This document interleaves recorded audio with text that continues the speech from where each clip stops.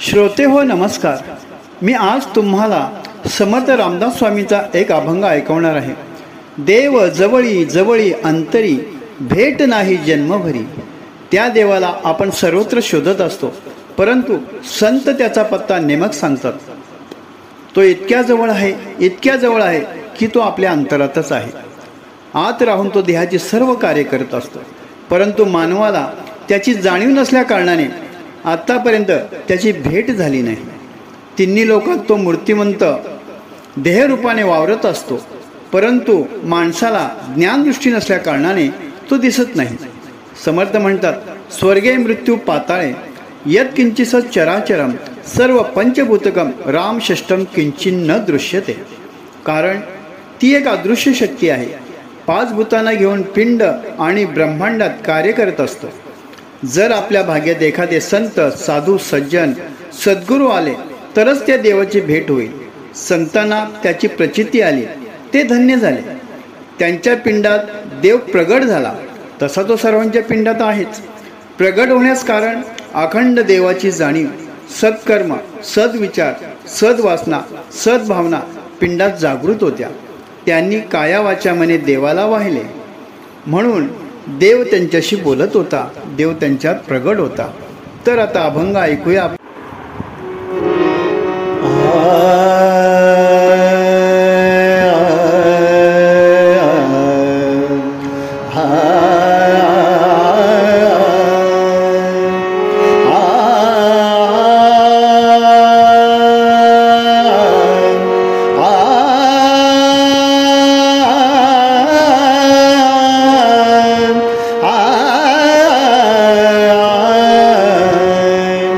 देव जवळी जवळी अंतरी, भेटी नाही जन्मभरी। देव जवळी जवळी अंतरी, भेटी नाही जन्मभरी। देव जवळी जवळी अंतरी, भेटी नाही देव जवळी जवळी अंतरी,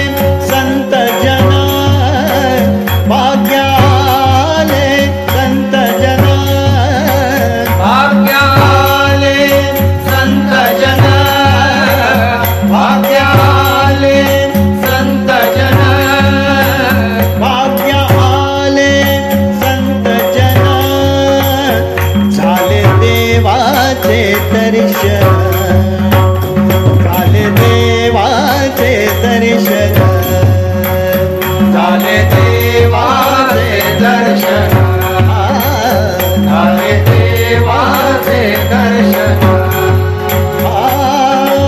भाग्य आले संत जन झाले देवाचे दर्शन देव